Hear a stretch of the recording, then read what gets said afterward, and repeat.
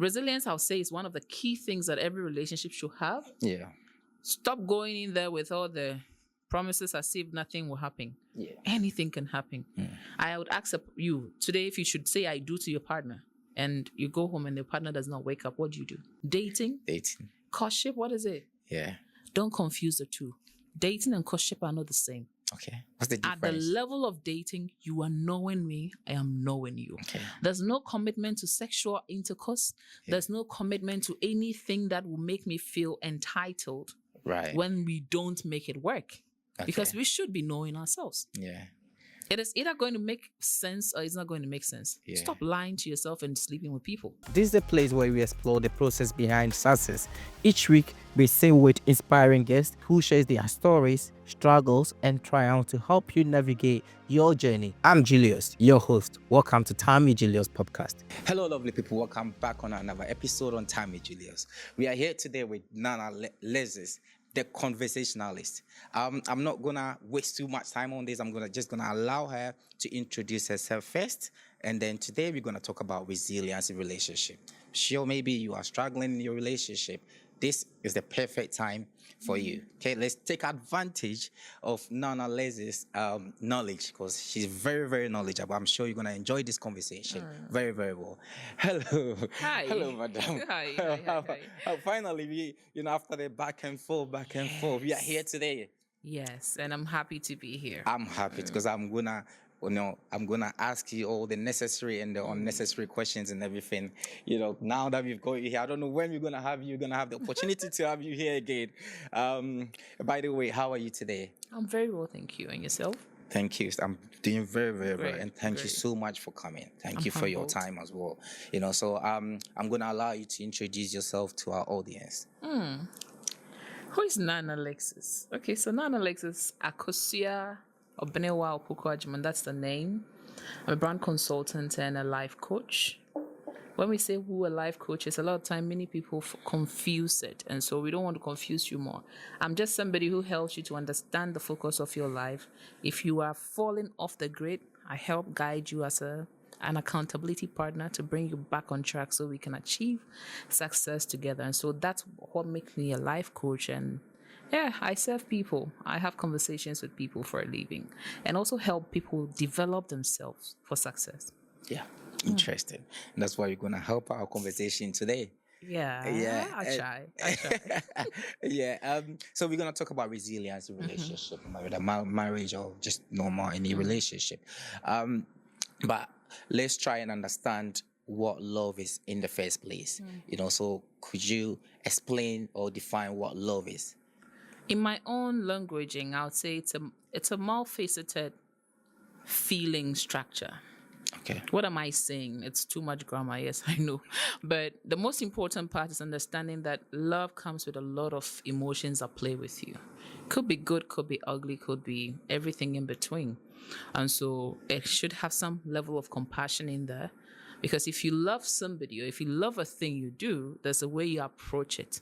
It comes with somewhat an understanding. There are sometimes people would question why somebody who is perhaps pepe or good going in for somebody who may in another person's context not be complete. And you're wondering why it's so. It's acceptance. So love is equally acceptance. If you don't have compassion for the thing and you don't have acceptance for the thing, and if you don't gravitate towards the thing in a certain special way, then it does not make sense. And so love is a complete a variety of feelings that come with you as a person. It doesn't necessarily have to be with erotic relationships or whatsoever. So just like I love my child or I love my books or I love my career, it's the same way the love should play in every context. If you give it that simple understanding, I think it makes it easier for you to exist with love. I mean, from my little understanding as well about what love is, when I hear the word love, I tend to think about the challenges in it. I feel like the challenges is the main thing about love or relationship to help you stay in the relationship, because the good things in it is very easy. Everyone can easily have them. But when the challenges come, that's when that really tells that, okay, you really love that person. You can, because you're gonna be there for them. You're gonna be there with them wherever they are going through, not just only the positive aspect of it. Yeah. So that will kind of lead to my next question as well.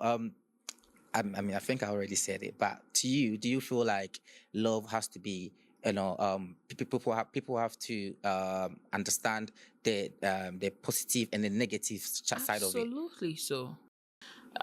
It's more like going into a business and not having an exit strategy. I speak to businesses and brand owners and I ask you, what's your exit strategy? And they are lost. They're stuck there. They don't know what to do. When the business fails, what do you do? When it does not go well, what do? Your end start from the beginning, because if you don't process the end in the beginning, how then do you sail through? And so it's just as love. When you're going in and you have all positive feelings, the lovey-dovey face and all that stuff, remember that there are days that will hit you hard and you will not have the lovey-dovey days. Exactly. And so be prepared for these things so that you can embrace it in a wholesome pack. Exactly. That explains it very, very well. Yeah. So now I've met someone, I feel like I'm in love with this person. And most people go through this challenge where especially the challenge aspect of relationship, is what people can't maintain that resilience. So I'm talking about the resilience, because you need the resilience to stay in the relationship, whether you love that person or not. You need the resilience. The resilience plays a major role in the relationship. And to you, what does resilience mean in a relationship, and how important is it? I would say resilience is acceptance. It's a phase.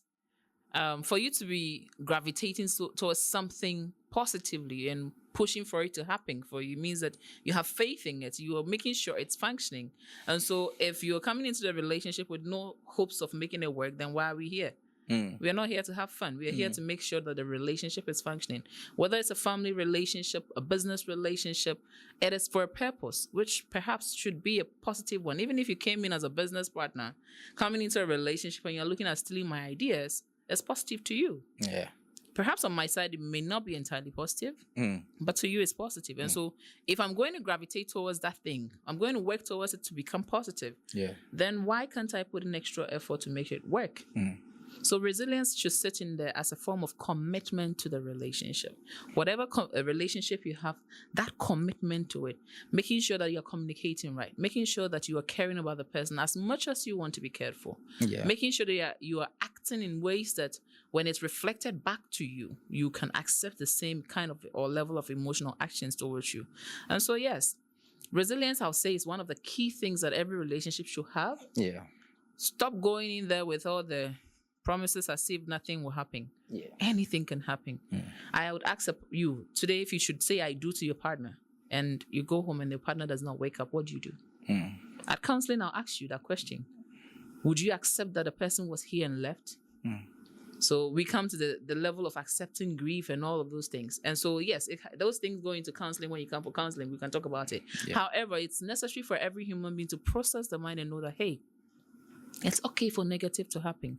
If only it's okay for positive to happen. So if negative is happening, I should accept it as much as I would have accepted positives. And so, yes, resilience is king in every level of relationship. And that is commitment. Yeah. The commitment is very, very important. Very important. But so how do you couple differentiate between being resilient and having unhealthy relationship? It's just how people can realize, because most time it gets to a point where it's very, very unhealthy, for both parties. So how can people differentiate between, being resilient and, realizing at this point, this relationship is unhealthy for me? Okay, so when toxicity sets in, when you begin to realize you're losing yourself, and funny enough, majority of us don't even realize it when we're losing ourselves.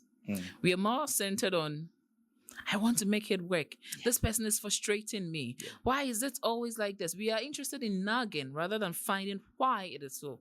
So we look at the problems rather than looking at the actions that brought the problem. And so it's essential that you notice that there are actions that lead you into that challenge that you find yourself. That makes you want to actually push it and say, okay, this is a toxic one. I need to get out of this space. Or this is not for me. I don't want to be here. At the end of the day, the beginning of the relationship is as important as the middle and then the ending of the relationship. Why am I going to the relationship? Do I understand my partner? Do I understand the business I'm going into? People would wonder why I'm generalizing it, because relationship is broad. It doesn't only sit with just love. Yeah. It sits with every other thing. Yeah. And so if I'm going in there and I have believed that, hey, you know what? This thing must work. And I'm going to be resilient about it. I'm going to make sure that I put in all the energy, all my networks. I'm going to pull every resource to make it work. When the other person is not committing it to it the same way, I should know this is not meant for me. It means that in the beginning, we may have not talked about all the things that matter. What am I referring to? When people start a relationship and I ask you, do you know your partner's genotype? You're like, what is that? Is that an animal? Yeah. You don't know your genotypes. You stay in a relationship for about a year or two. There's pregnancy and there are problems. You didn't think about it. You didn't ask questions. It means that you didn't think about the end in the beginning. Yeah. And so it's essential that you know. It is okay to go into toxicity. It's fine. Your partner, whoever it is, can cause you that. Okay. But sometimes we put ourselves in that position. Because do you in the even beginning, things were not understand yourself? clear. No, you didn't define it clearly, but do you understand who you are? Yeah. Before even accepting another person. So if I were to duplicate myself, I ask that question all the time. Can I date myself? Can I be with me? Can I marry me? If I cannot marry me, it means someone cannot accommodate me at a point. Yeah. And so when that time comes, I should know how to deal with that individual. Oh, it's okay. I think you can accommodate this one, so let me hold on to this. And it has to be both sides. It's not one way. It's a win-win affair for all of us, and it's a lose-lose affair when it's not working. Yeah. And so we have to do that analysis and diagnose a relationship every now and again that, I think the last 1 month we've not done well. Yeah. Maybe you want to check this. I want to check that. And then together we can bring it together. But when we are not having that conversation, then we are at that point. Yeah. It means you don't understand me. I don't understand you. I want to get out of the space. I'm not breathing. I'm not surviving. That is not for me. I want to get out of the space. But do you then think we can actually get to know people before we get into a relationship with them? Absolutely, we can. Because when you come for counseling or coaching, one of the things I ask you personally is, you are dating, right? And they'll say, yes, I'm dating. How long? 6 months, 1 year. And I'm like, okay, how well do you know this person? What is their personality type? What are their likes and dislikes? What are their weaknesses and strengths? Do you think you can accept their failures? And when it comes to the things that they are very good at, and if they put it up in your face, can you embrace it as well? Then you realize that the spirit begins to dim down. It's because you've not taken time to know the person. And so it's essential that you pay attention to your friendship. Even before the lovey-dovey thing begins. And it can be done. Because that's the foundation of it. Yes, it's a foundation. It can be done. It's just a matter of you relaxing. Stop looking at the person's panties and boxer shorts when you see them. Don't look at what you see behind the clothes. Look at the person in full, a complete version. If the person was in a negative form, how would I pick them? If the person had no ears, no nose, no hand, well, how would I accept the person? Rather than looking at how I would perhaps do the styles with them in the bed. So let's look, it can be done.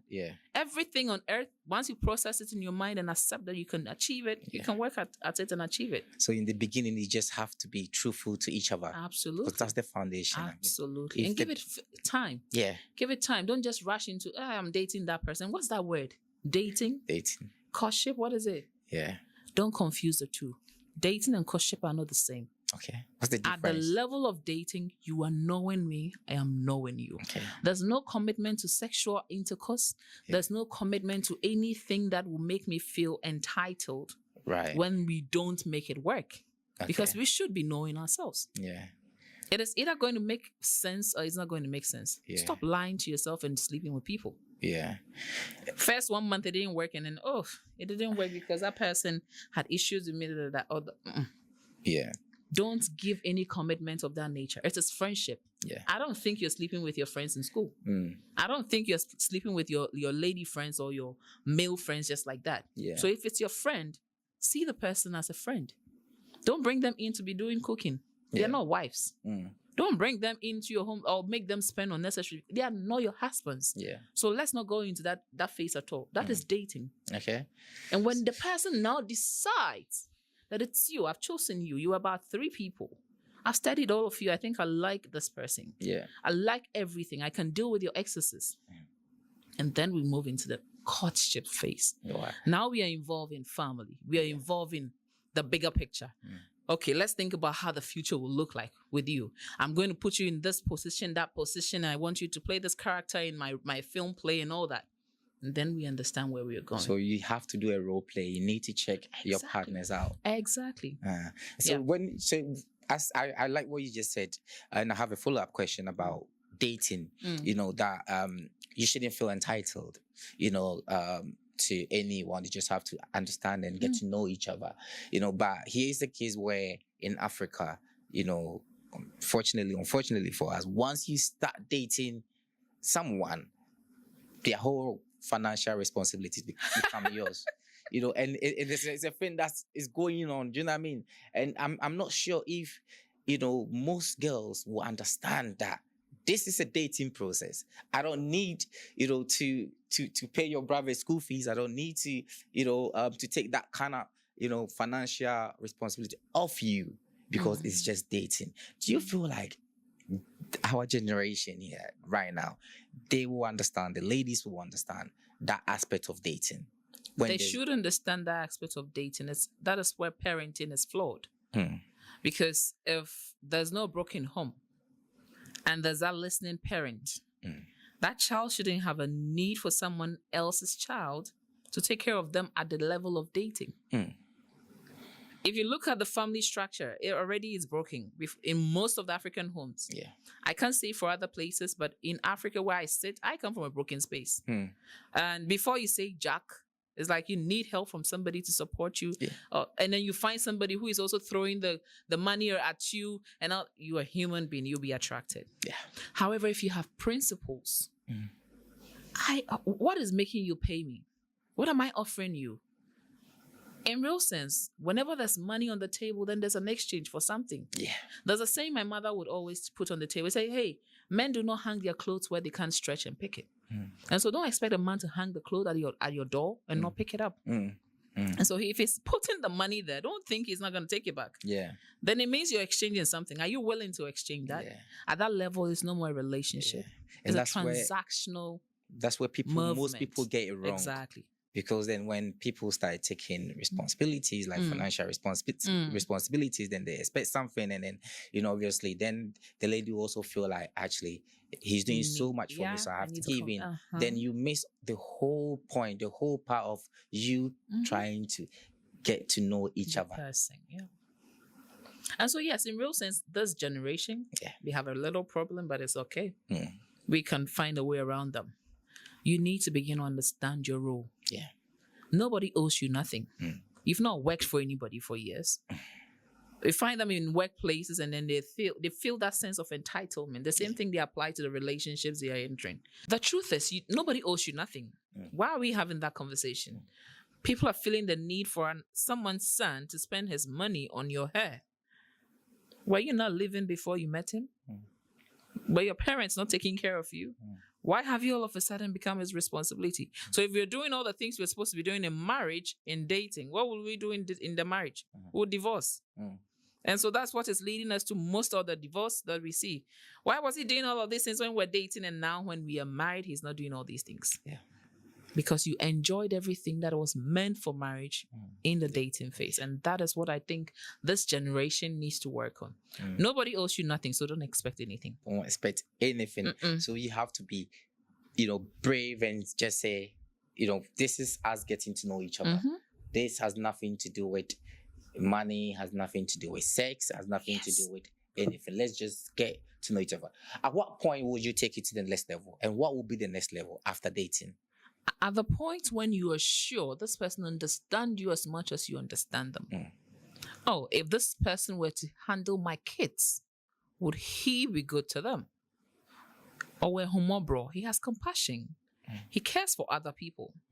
When he has that little money, he wants to offer it to people to give them support, and not to you as a person. Okay, when I don't have the means to achieve something, even if he doesn't have that resource, what does he put, the effort does he put in there to make sure I'm okay to get the success that I want? I am a Christian, so I'll put it in there. God gave man work before giving him woman. So if you're not working, the woman is not for you. God put man in the space where he was. So he was in God's presence. So and if the person does not respect the nature he was created in, he's not meant for you. So at that level, you shouldn't even go in there. Okay. That person was meant to be built in a certain form. If you look at the man's physique, there's the way he looks. It's for him to protect you. So if the man cannot protect you, that is not for you. Yes, people ask questions like, what if the woman is huge than the man? Yeah. That is not what we're speaking about. We're speaking about a man who is protecting you with his framework. So if I were to be double plus size and my man was to be someone little or smaller, how can he protect me? He may not use his body to protect me, but his actions may protect me. His words of affirmation may protect me. And so look at that component and okay, I'm checking my list. I think he falls in that place. Yeah. And then he's supposed to help cultivate you. You see, God gave man possession over everything in the garden, which we've not seen. You and I, we've not seen that garden. Nah. But at the end of the day, we make sure we water the plant to make it grow. We make sure we are getting things from the farm to bring to town to come and sell. So if the man coming into your life is not going to water you to grow, blossom, why are you there? What are you doing there? So look at these characteristics of the person and be sure that this person can walk with you through the journey. Right. If you look at the animals that were in the garden, he didn't abandon them. It means that any other thing of yours that comes with the man or with the woman can be taken care of. God didn't dump Adam in the space where there was garbage, rubbish, and no. So he has to be neat. Simple principle. Go back to Genesis and everything you need in that marriage or that relationship is sitting right there looking at you. Yeah. Don't look at it like you're reading just a book. Look at it as if you were in that space. So for the men, stop offering the girls nothing when you don't have nothing. Start borrowing things to give to them. They don't care. They will take it and go. Then you say Eve was wicked. Yeah. Adam could have avoided taking the apple. Yeah. Why didn't he avoid it? It's because you also want to hang something somewhere that you can easily grab and go. And so please be mindful. Just don't offer things because you feel you have it and then you want to, like the competition they are in. Yeah. There are about 4 other guys. I want to show that I'm the one who can take care of. No. That's not what we're looking for. Doesn't mean anything. So at that level, when you can check all these and realize that he is a partner. Yeah. Rather than he is just a sex mate.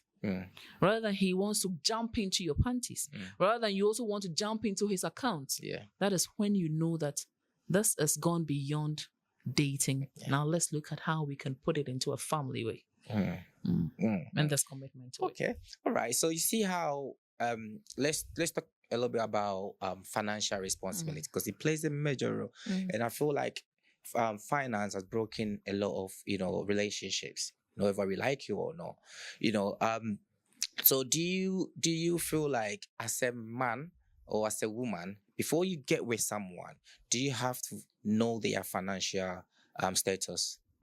Ideally, no. It's my personal business. I choose to share that information or not. How my bank account looks is not your business. Until we have crossed the level of knowing that we want to do this thing called life together. And even at that level, majority of the time, we don't advise you disclose everything. Because Delilah could be sitting in there. Judas Iscariot, he could be sitting in there with you. Yeah. I've been in that stage where Judas Iscariot has done his thing. Yeah. You understand? He knew that the money was there and then he could connive with somebody and then and it's gone. Yeah. And then the case where Delilah is in the space and wants to lure you to spend that money on the unnecessary things and fuck you up. And so where do you sit? What are you disclosing? Yeah. That is when we come to the planning of your financials. We look at this. There's money for family. There's money for relationship. There's money for faith. There's money for charity. There's money for future plans, for your career, and every other aspect of your life. Which ones do you disclose to your partner? The one for family. The one to make her confident enough or him confident enough that you can survive this journey together. Yeah. But the savings, please. Delilah, don't disclose it.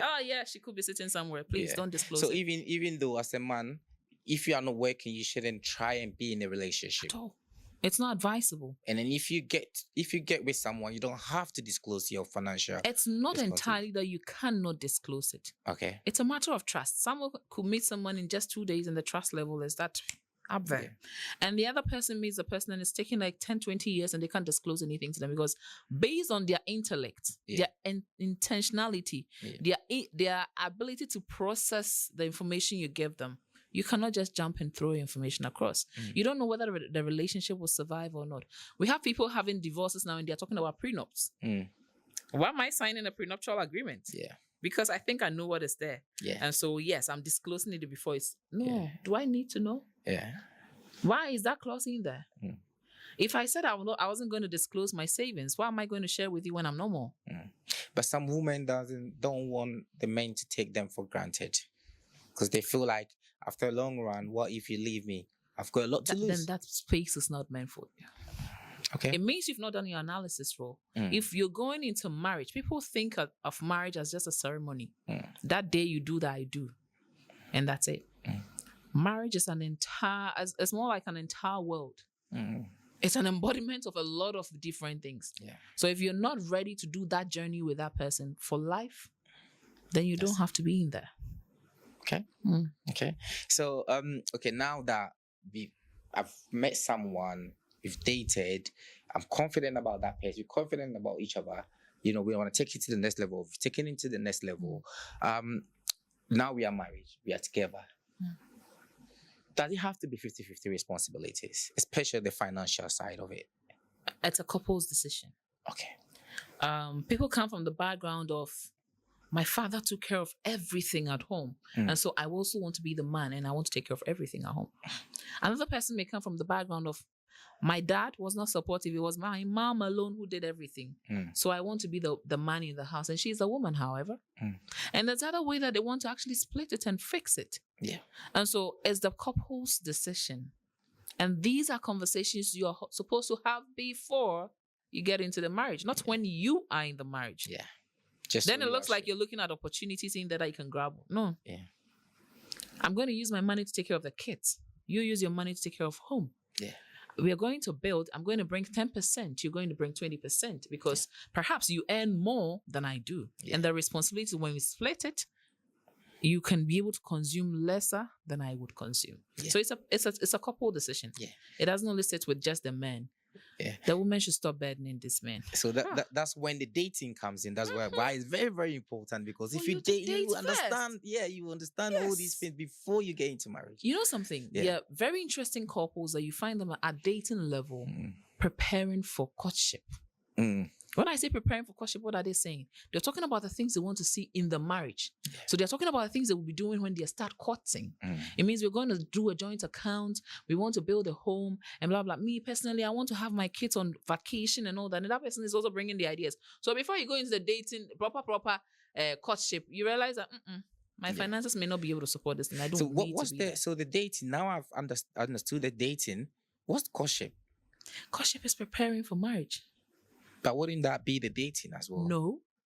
Preparing for marriage means that now it's a big deal. Do I want to have a big wedding? Do I want to spend about 500,000 Ghana cedis on my wedding? Do I want to live in Dubai? Do I want to live in Qatar? What am I going to put in my home? Are my kids going to go to international schools or they are going to go to less international schools? Or they're going to just stick in a certain environment that would diminish the kids or is going to increase them. Yeah. I have people who are saying, hey, I didn't go to international school, but my child, forget. Whatever I would do for my child to get to the top, I will do that. Yeah. Every other vacation, my child should be out of the country and I'm going to work towards that. And that is when you're talking about things of that nature. You're looking at the person's mind. I want to have 3 kids. I want to have 5 kids. What goes into having 5 kids?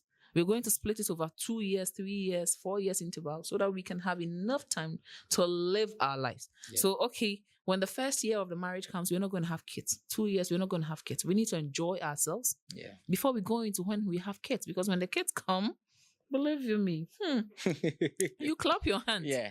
They take everything away. And so that is when you're talking about things of that nature. Am I earning enough? Are you earning enough? Do we have enough for that big thing? No. Yeah. Do we have to be at every gathering? No. Should people even know that we are at courtship level? Yeah. When are you introducing me to your family? When am I introducing you to my family? What should my family expect from you? That is when you're talking about these things. And not at the dating level, it's like, let's go and watch a movie. Yeah. I like reading books. Yeah. Those things That's are very dating. basic. And that's the question. Exactly. What's the point of marriage in the first place? Why do I have to get married? Because personally, I feel like everything that I can get in marriage, I can get outside marriage. You know, I don't have to be married to you to care for you. I don't have to be, married to you to have sex with you. So everything apart from the title, that's for me, right? Apart from the title, what do I get in marriage that I can't get in relationship? Companionship. Okay. Companionship on all levels of life and its meaning. For society to exist and for you to survive in it, you need marriage to an extent. Okay. Where do you want to go? Even in setting a career charts, you need to be married before you are in that space. So depending on where you sit, then you may say that, okay, do I really need to be married to have all of these? If your career is not demanding it, if your society is not demanding it, why do you go in for it? And if you think you can live as an island, have all the fun you want to have and still live, there are people who have kids and still are not married. Yeah. But again, remember that you need to be committed to that child when you're having that child with children with multiple women. You're leaving people with emotions. You're leaving people with broken lives before they even begin. It means that when they need help from this point and bringing the help from the other point, merging it together to give them one single energy is not going to work. And so if you have all these considerations and you realize that no, marriage is to an extent a necessity.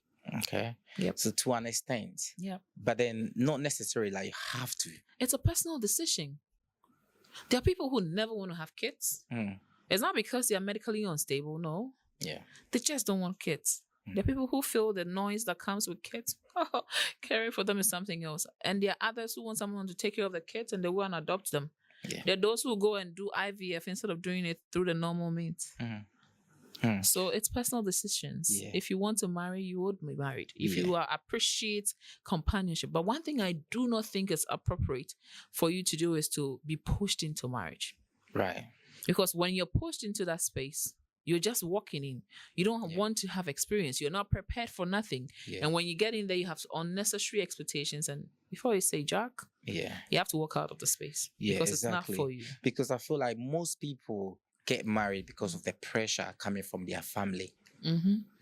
Most people, like I would say about 80% of people that's true. actually get, because, growing up, as a lady, all you could hear your parents telling you is, to be good and get a good husband, to be good and get a good husband that can come and look after them, can look after you and for the family as well, and that perception for me is ridiculous. So ridiculous. Because, because then when you meet someone, you don't even date them. You just go straight into talking about marriage with them. The new code. Yeah. The men. And you miss out a lot. Because now that we had this conversation and I've understood, because before I would say, once you get, when you're in a relationship with someone and then you get married to them, once you get married to them, it's a whole new pressure, that comes with it. But if you've dated and understood each other very, very well, it wouldn't be a problem once you get married.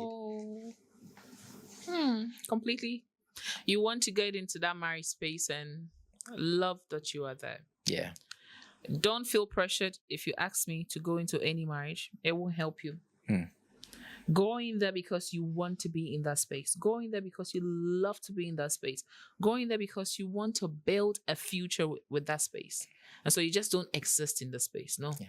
It means I'm not just going to be a spectator. I'm going to be I'm going to contribute to the process of making it work. You've seen people get married for about 50 years and over.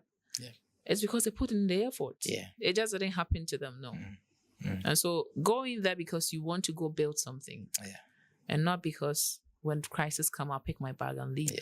And just remember there's going to be always challenges in it. Crisis will come. Yeah. How do you manage them? People come for counseling and after marriage, they don't want to have counseling.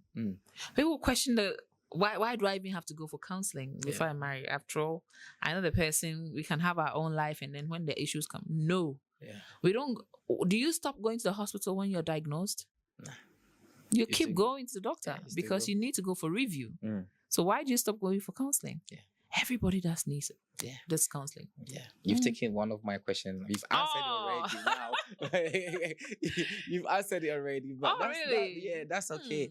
So I'm gonna still stay on the counseling bit. So I've met someone, I've dated them, I've done courtship with them. I want to take it to the next level. I want to marry them. I have to go through the counseling, right? So what goes into the counseling process? Understanding where you're going. You find people, you ask them, what is your personality type? And they are confused. Like, what is personality type? We have people who are sanguine. There are people who are melancholic, dominant. And you're going to marry yourselves. Is the compatibility going to work? You have a loud person, you have a very soft person. You have both loud people. Are they really going to make a good couple? So these are some of the reasons why you're going to counseling. And also how to manage situations. Remember, no counselor out there is a perfect human being. They're only helping to become accountability partners for the things you promise yourself that you're going to do. It says, okay, for better or for worse, why is it that he lost his job and you are confused and you're not going to be there? Let me remind you, you were the one who said that is for better or for worse. So you have to be there. You're the one who said, okay, in sickness or in good health. And now his legs are hanged up there in the hospital and you want to run away. Where are you going? So counseling is not only for the fact that you're going to do ta-da-da-da, I do on that day, that event, and it's done. No, that is the wedding. Yeah. Counseling goes beyond just seeing the words, exchanging rings and all of those things. No. It goes into taking care of the kids. It goes into understanding their career path that your partner is going into. It goes to understanding the person you have actually accepted to be with. The confusion of the person, the happiness of the person, and even the acceptance. Marriage actually doesn't sit with just marrying the individual. In the Akam culture, they'll tell you, who are bema, who are in a busia.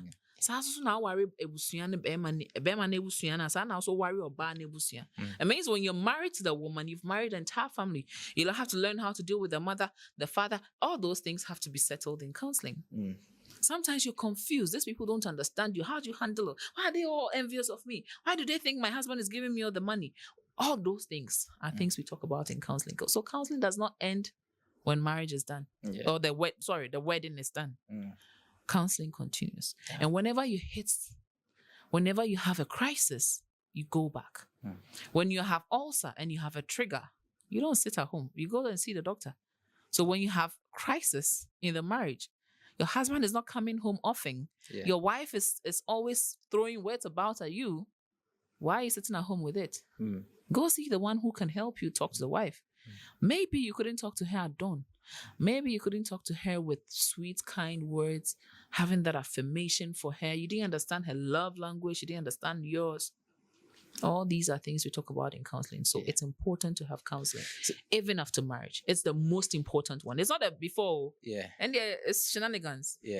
Like, the real business starts when we get into the marriage. Because before that, you just imagine. Exactly. Now you are living it. You're actually in it. That's when you feel it. That's when you feel it. So, as a counselor, have you been able to tell a couple that they are not compatible? Yes. I am unapologetic. How difficult is that? It's not difficult at all. Why am I going to sugarcoat the words? It's not about lovey-dovey. It's a lifetime journey. And you don't want to be at a place where you would be toxified for the rest of your life. And it could lead you to death. Depression is real until you've seen someone go through it. You think it's just words. It's a reality. And so, yes, if you're not compatible, and I love it when I can say it before you do, I do. Wow. But unfortunately, if you come in and it's after that I do, then we'll find a way to manage the situation. Does it work usually? Majority of the time it does work, because you have to learn to accept from the beginning. Remember, we talk about compassion. Acceptance. You have to accept the partner you're with. It means that they can change. That situation can change people. Somebody was a very quiet person, but because they got into a certain situation, they became a loud person. And so if they became that person, how can you accept them? And so, yes, we try and find ways to manage it. And I'll tell you as it is, I don't sugarcoat it. This is not working. Don't pamper it. Yeah. Let's look at another avenue. How can we handle the situation? If it means taking her on a trip, it means talking to him away from work. It means that leave the kids with somebody, have your alone time. And for couples who oftentimes, just after honeymoon, there's a pregnancy. I sometimes find it's hard to speak about some of these things with them. The reason is you didn't want pregnancy maybe in the beginning, first year. Why so? Because you've dated and you've understood each other and you are sure about each other. Majority of marriages go into dating for just 6 months, 1 year, and then boom, they're getting married. You've now entered a marriage. You want to love your partner. You want to learn with your partner. You want to grow with your partner. You want to wear naked clothes with your partner in the room. And now there's pregnancy. There's throwing up around. Everything disgusting. And then you can't understand the dynamics around it. And so, sometimes it's intentional to put a hold, love you for you before the kids come in. Is it not the pressure from the family usually? If you want to be under that pressure, you will be under that pressure. And sometimes you can't blame them. Majority of the time, we realize that women have special situations or conditions. And some of the men equally do have that requires them to have speed with kids having. So someone suffering a PCOS and is still under management may have to go in for a quick. Someone who has ovarian cyst, may have fibroids and all of that. These are not things you call for yourself. Even though some may occur through lifestyle change, majority of the time it is hormonal imbalances. You are born sometimes with it and you can't change nothing about it. And so you have to work with the speed that it requires. And those ones can be pardoned. And they are in rare cases. But in other situations, growing up personally, I wanted to have kids by 24 hours done. That was my plan. I knew at 18 I was ready for marriage. But unfortunately, it didn't happen for me like that. I'm past 30 and I'm here. I'm not married. Am I confused sometimes? Yes, I am confused. Should I be worried? To an extent, no, because I understand life better. I may not be able to have kids, or I may be able to have kids. If the right person sits in front of me and we do this thing called life together, maybe we can get it along. So I am calm about it, but some other people may not be calm about it because they're allowing pressures to sit on them. And that is one thing I would advise you. Do not let pressure sit on you. They don't add nothing. Because obia kokoda, when everybody is gone, you're the only person there. And you understand your pain. So don't let people push you into places that you don't want to be in. No. It won't help you. As a counselor, would you seek counseling as well? I have 6 therapists. Wow. Yes. When I have problems, I pick my bag. I say, I'm going to see my counselor. Yes. Because I'm a human being. I breathe, I eat, I drink. So I have problems too. I am not a perfect human being. That's one thing you people should get. All counselors are correct too. Hey, the things they are facing. Everybody, society is expecting every one of these counselors to live a perfect filled life. But it's not like that. They are the ones who are tolerating all forms of BS. And truth be told, when you even go tell your story of the things you experience, and people actually, but you're the one who advises on this, and it's because everybody expects you to shut up about the problems and rather help people grow. No. When you're a counselor, you need counseling as well. But people feel like... And so I go. People feel like as a counselor, you know the best. You know the inside of relationships. So they expect you to be able to handle these kind of, issues when it comes. So if I have a problem and I'm coming to you as a counselor, like this is what's going on happening in my relationship, and you advise me, give me guidelines, like, you take me through prayers and all that. And if you cannot deal with your own issue, there's a that reason. is a bit sticky, isn't it? There's a reason why the doctors we see in the hospitals do not treat their family members. Okay. They could treat them. They could take care of them in the hospital. But once it gets there, it is handed over to someone else. And it's even against the law for you to do that, to perform that kind of action on your relative. It's because there's emotion in there. And you're a human being and you live. So if, for example, women, majority of them who go under the knife to get all forms of session, they know it's a 50-50. It's that you're going to make it or you're not going to make it. And when you see them after the surgery, oh my goodness, the pain they have to go through and all that, they are prepared for some of the journey that they want to go into. They know that at the end they will cash out, like they've been saying. Is that also cash out? Cash They've out. been cashing out because the men have to see there's something, and then Yeah. But at the end of the day, is it going to pay off for you as a person? If it is going to pay off, then go in and do it. Yeah. I know some pabuana mesheno. Eche me pa, but inkete si ache. Yetwe ne fe. Inti meshe ni dina mediako. 99.9% of the time, we know what will come out at the end of the day. Yeah. We have an idea. Yeah. We just pretend like it's not happening. And that is why I speak with people on John 4:24. It says, God is spirit, and they that worship him must worship him in spirit and in truth. It means you have to be truthful to yourself when things are not going right. Yeah. You have to be honest to yourself. No, Akosia, this thing is not working. You can't do it. Speak to somebody who can help you. Yeah. And asking for help, there's no offense. Yeah.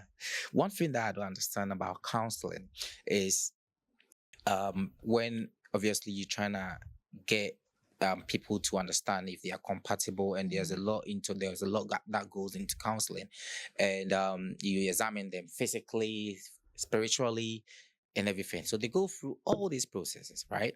And yet they break up after a while after getting married. So how come they went through the spiritual process, and maybe God, or I don't know how it works, but maybe you seek the advice from God, or because I'm sure there's like prayers in it, that God give them the permission. God gives the counselor, the pastors, the permission to bless, the marriage, and yet they break up. Does that mean that didn't come from God, or was it a mistake, or God does not select a wife or husband for nobody. Okay. You select, you give it to him. God, I got this, so please bless it for me. Yeah. And he blesses it for you. So it is a personal decision you make. God didn't see the guy with the dreadlocks and tell you go for the guy with the dreadlocks. So you knew your family members would not like somebody with dreadlocks.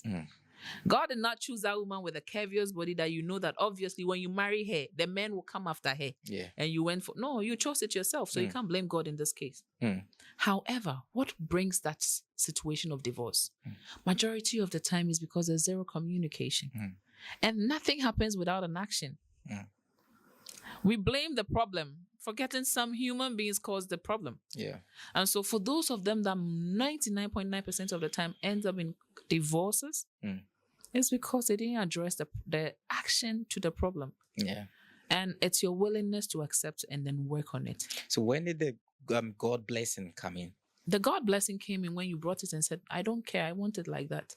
And God will just bless we are telling you, because you are SS and he's SS, it will not work. You say, no, this is where my heart, it wants to sit. It will be here. It will not go anywhere. It is and I'm a pay. Yeah. I can only say, okay, congratulations. So when you go and you have the sickling children, and you're spending all your money in the hospital, then you remember that, hey, Nana said this. Yeah. And it was true. Oh, Dr. A said that, and it was true. And so, yes, at that level, I don't have control. When the heart is working, so people there's that little to zero control. People that happens to them, later in their relationship when they break up, that means they ignore the red flags before they go together. Yes. So then you should ask yourself. You should then, cast your mind back and ask yourself, where did you go wrong in the first place? Yes. And I think maybe I have the right to. Let me just say this. Yeah. At the age of about 19, 20, I had a boyfriend. It wasn't a good thing, but hello, I was unfortunate. Like, I had a boyfriend, and there was this assessment we would do every month, 30th. Yeah, he may be watching this, yes. Every 30th, we will sit in front of their house and we'll do an assessment and ask ourselves, how did we perform in this area? How did we perform in that area? And correct all the things. Someone asked me, why are we not married today? Yeah. It's because something else jumped in. We had one single agenda. We want to fix this relationship. We want to make sure it's working. We want to build a future. At that level, we had already done the introduction. We started doing this in like 18. At 1 year, we had crossed the level of dating. Yeah. So when parents knew we were together, we knew we wanted to marry. Yeah. What stopped it? Because one, we were not in the presence of God. We were doing things that we were not supposed to be doing. Two, we were not doing the right things like having money to take care of ourselves, because marriage is a big deal. Yeah. You're going to pick someone's child and then the person becomes your responsibility, and then you may bring other human beings and all that. We didn't have that covered. So we had not done the checklisting. Yeah. And so, yes, it may happen that you will not be with that individual, but if you're able to sit and check, what are we not doing right? What are we doing right? Tell yourself the truth. My husband, my boyfriend, that part is not good. If we could fix it, I think it would be good. Yeah. Oh, Akosia, do you know something? The way you spoke to that person the last time, it wasn't good. If your kids were here, or if we had kids, and they heard you speak this way, I don't think it will be proper. Acceptance. Yeah. Be able, see, if you have a partner you can't talk to, it's a big problem. So make sure the person you're going to be in that relationship with is a talk friend. It's someone who accepts the things that you tell them and believes that you're telling them the truth that can fix the situation. That's when you have a relationship. It's not like that you should be a perfect couple. No, it's not like the other person should be the most perfect person. But I should be able to listen to you as much as you listen to me. So that we can fix this thing called a relationship and work with it. And so divorces that are happening, I believe strongly. So for those I've witnessed, their weddings I've emceed, and at the end of the day, it went south. And it's just because there was a hidden secret that wasn't disclosed, which could have been disclosed earlier. There were things that we thought, expectations, too much of expectation. You expect too much. Or your nipa, they can offend you. They can fault you. And so when they do, what do? We spoke about some of these things, some of them to be said, let's put it under the carpet. It's nothing. When the carpet is lifted later on, 10 years time, 5 years time, that 2 issue years time, become bigger. then it becomes bigger because there's betrayal. Why couldn't you tell me before this time? And our parents will say, okay, don't tell the person everything of your past. Yes, keep some weapons. But some of the weapons, you know why we are calling them weapons? When they come out, they destroy. It is either going to make it or it's not going to make it. So if you're bringing out a weapon, it should be a weapon. If it's my savings, it means it's going to save the situation. That should be a good weapon. I shouldn't just be bringing out just unnecessary weapon. Maybe I have a child and I'm hiding it from my partner. That is a huge thing you don't hide. Be open about it. Speak about it. When the partner finds out, someone asked me, so Nana, how you sound and advise us? If your husband, you marry in future and your husband brings a child, I said, brother, once you're taking care of that child, we don't have a problem. And that woman, I didn't ask you to go and sleep with her. You will take care of me, and I will make sure you take care of her. Because I didn't ask you to do that yourself. And I don't have any fight with you. Your home is the child's home. The child can always come home, and it's also my child. Hey, I understand the journey.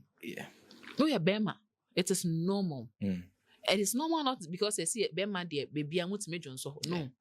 But it's normal because you're a human being and you can fault. Anything could put you in a situation.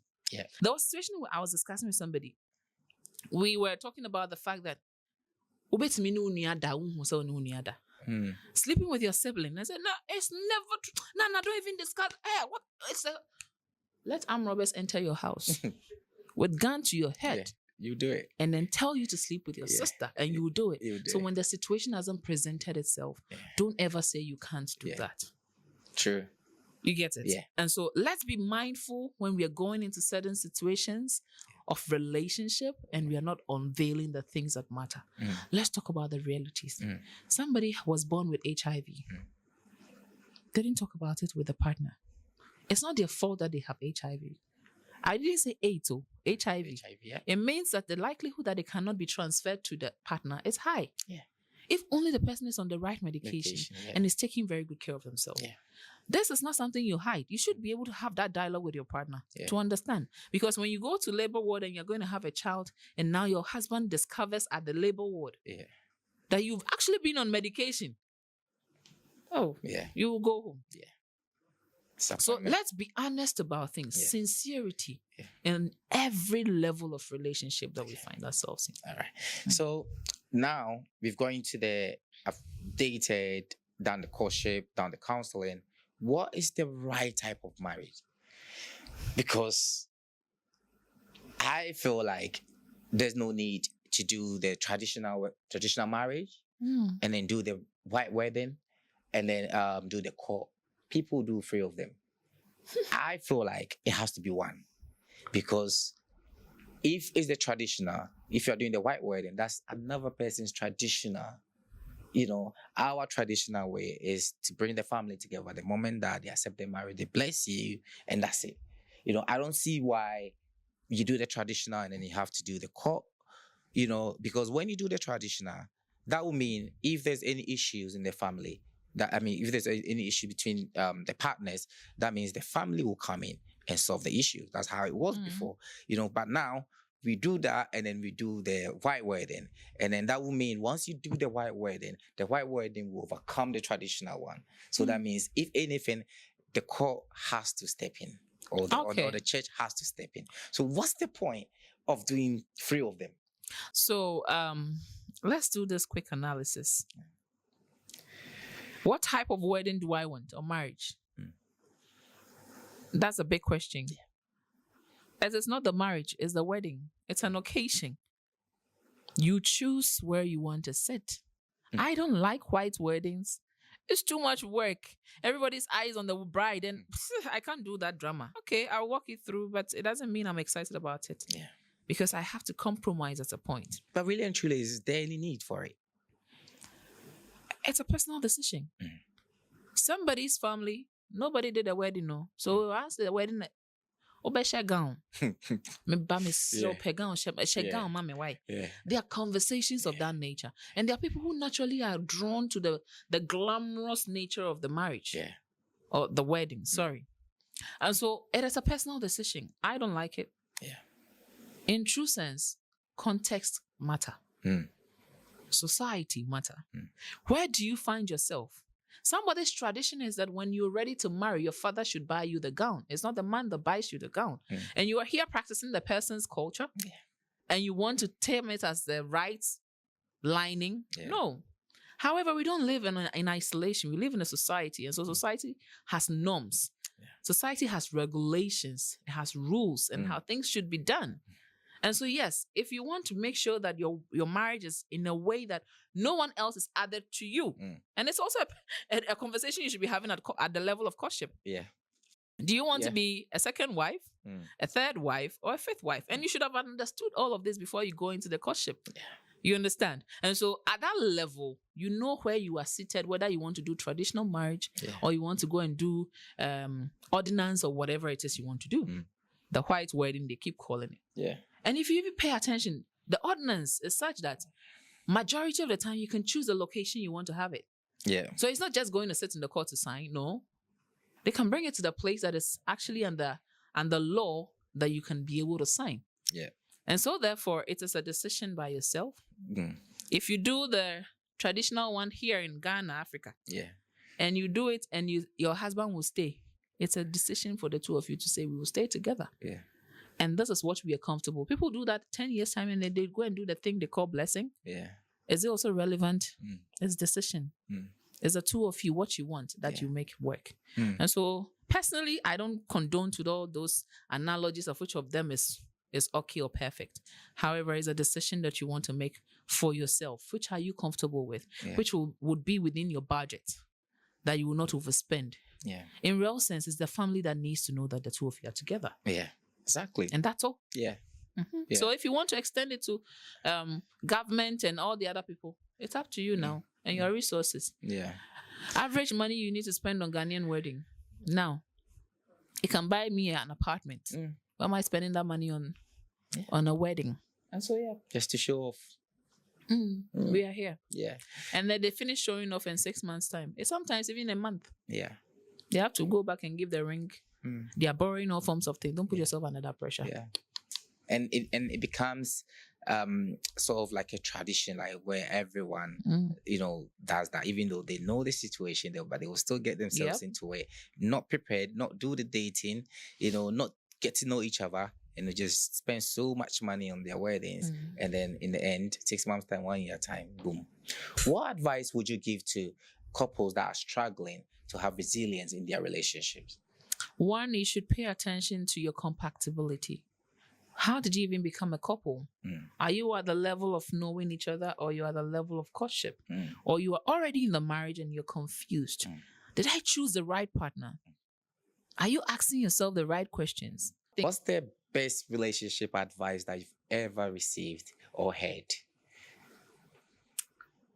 You're a very strong person, so keep this going. You can actually do it. I'll say that's the best for me. because it pushed me to actually do more to sustain the relationship. Yeah. And what's the worst relationship advice that you've ever received? I'll say this on in tree. You don't know what is out there. Just take it like you are now going to start another talking stage before. Take this one like that too. Please don't take anything like that. If it is not good for you, it is not good for you. It's a lifetime decision. Marriage or relationship can make you or unmake you. You just don't go into it because there's that advice that says "Enyeshe." Yeah. No. Does that not mean that they're trying to let you know how strong you are? No. This one says you don't know what is in another one that you are going to start. It does not give me any motivation. I already have this one. That's what we are talking about. Yeah. If it is not good for me, we've tried all the mechanisms trying to accept.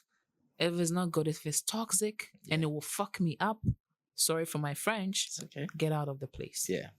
Yeah. Get out of the place. Run. Flee. Yeah. Because we've buried people. And I would say, well, I'll keep that one.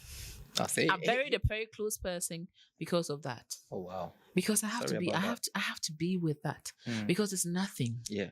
At the end of the day, it's hurting you. Yeah. It's causing you to sit in depression. And it's making you even question your very existence as a human being. Yeah. And you know, majority of the time when it's like that, you lose yourself. Yeah. You don't even realize you're not taking care of yourself. You're not doing your hair. You're not wearing the good clothes that you used to wear again. You feel everything is okay. Nobody cares and all that. No. If it's not good, it's not good. Mental health is real. Yes. Mental As health is an real. advocate for mental health personally, Wow. I tell you what, if it's not good for you, it's not good for you. Get out of the space. Before you get out, let's try the first phase of trying to maintain it, second phase, third phase. If it's not good, get out. Get out.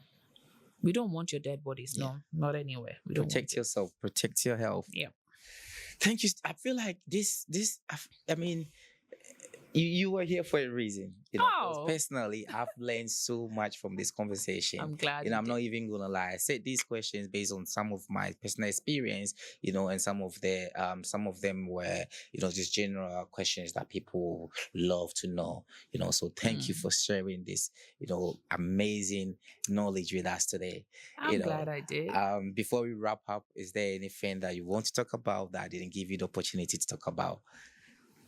The platform is yours. I think you gave me the opportunity, but let me just resound it. Okay.